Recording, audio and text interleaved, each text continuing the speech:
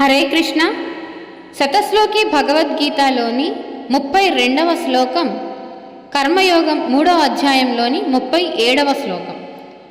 ఓం శ్రీకృష్ణ పరమాత్మనే నమః. శ్రీమద్భగవద్గీత అత శతశ్లోకి భగవద్గీత.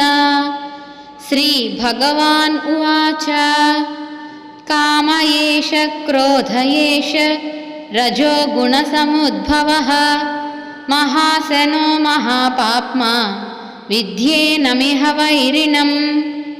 కామ ఏష క్రోధ ఏష రజో గుణ సముద్భవః మహాశనో మహాపాప్మా విద్యేనమిహ వైరిణం. శ్రీ భగవాన్ ఉవాచ, భగవంతుడు చెప్పెను. నిఘంటువు ఏషః ఈ హేతువు, రజోగుణ సముద్భవ రజోగుణము వలన పుట్టిన, కామః కామము, ఏషః ఇదియే అంటే ఈ కామమే, క్రోధః క్రోధముగా పరిగణించబడుచున్నది, మహాశనః ఇది తృప్తి పొందనీయదనియు, మహాపాప్మ మహాపాపములకు కారణభూతమైనదియు అయి ఉన్నది. కావున ఏనం ఈ కామమును ఇహ ఈ మోక్ష మార్గమందు వైరినం శత్రువుగా విద్ధి ఎరుంగుము. తాత్పర్యము, శ్రీ భగవంతుడు చెప్పాను, ఓ అర్జున, నీవడిగిన ఈ హేతువు రజోగుణము వలన పుట్టిన కామము ఇదియే క్రోధముగా పరిగణించవచ్చును. ఈ కామము ఎంత అనుభవించినప్పటికీ తృప్తిని పొందదనియు మహాపాపముల కారణభూతమైనదనియు అయ్యున్నది. కావున దీనిని అంటే ఈ మోక్ష మార్గమును శత్రువుగా ఎరుంగుము.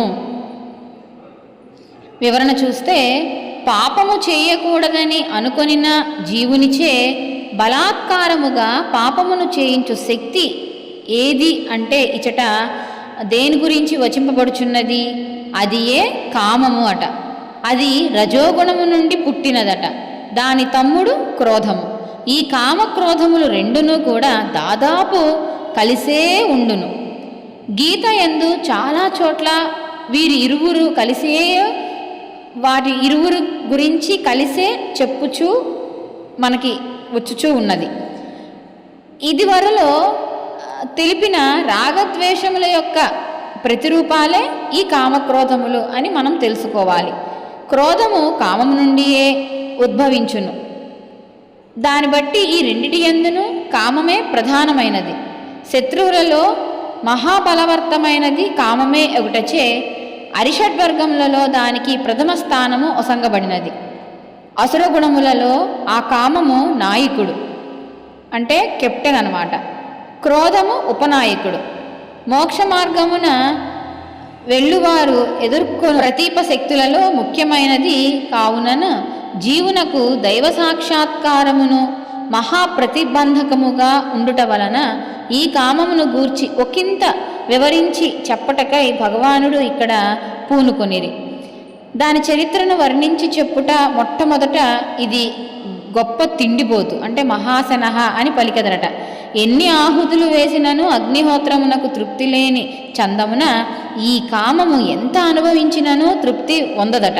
పైగా వృద్ధి ఉండుటనే ఉండునట. కడుపు నిండినది అని కామము చెప్పిన సందర్భం ఒక్కటైనను చరిత్రలో లేదట. కోరికలను అనుభవించుచు కామమును ఎవరును నశింపచేయలేరు. సమిధులు వేయినచో అగ్ని చల్లారునట్లు తత్వ విచారణ ద్వారా కోరికలు అనుభవింపకుండా చేయుటయే కామ నిర్మూలమునకు మార్గము. మరియు ఈ కామము అంటే రెండు మహాపాపజనకమైనది. మహాపాప్మ అని ఇచ్చట చెప్పబడినది.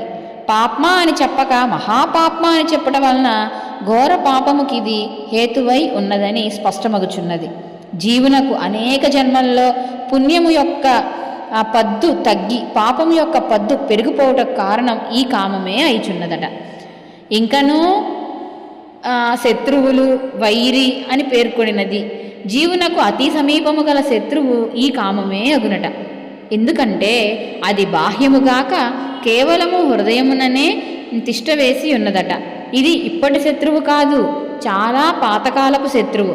ఎన్ని జన్మల నుండియో జీవుని వేధించుచు అతని ఆత్మ స్వాతంత్ర్యమును గుంజుకొని వానిని బానిసగా చేసి తన చెప్పు చేతలలో ఉంచుకొనుచు అతని హృదయ సామ్రాజ్యాధిపత్యం అంతయు తానే స్వీకరించి అధికారము చలాయించుచు తానొకటియే కాక తన బంధువర్గమును అంటే క్రోధాదులను కూడా తన చేత పిలుచుకొని ఆడించుచూ ఉన్నది. శత్రువు ఉండిన చోట శాంతి ఉండదు. కావున వివేక వైరాగ్యాదులచే ఈ కామమును ప్రబల శత్రువును హృదయగేహము నుండి తరిమివేయుటకు జీవుడు బద్ధకంకణుడు కావలెను. వ్యాధిని పైపైన నివారించుట కంటే దాని మూలమును విచారించి సమూలముగా దానిని తొలగించి వేయుట శ్రేయస్కరము. Prevention is better than cure. భగవానుడు ఇక్కడ ఈ పనినే కావించుచూ ఉన్నారు. సంసార దుఃఖములను పైపైన నివారించుట కంటే ఆ దుఃఖములన్నిటికీ మూలమేమియో విచారించి సంసార వృక్షమునకు బీజరూపముగా ఉన్నట్టి ఆ కామమును పికిలించి వేయుటకై ఉద్యమించుచున్నారట.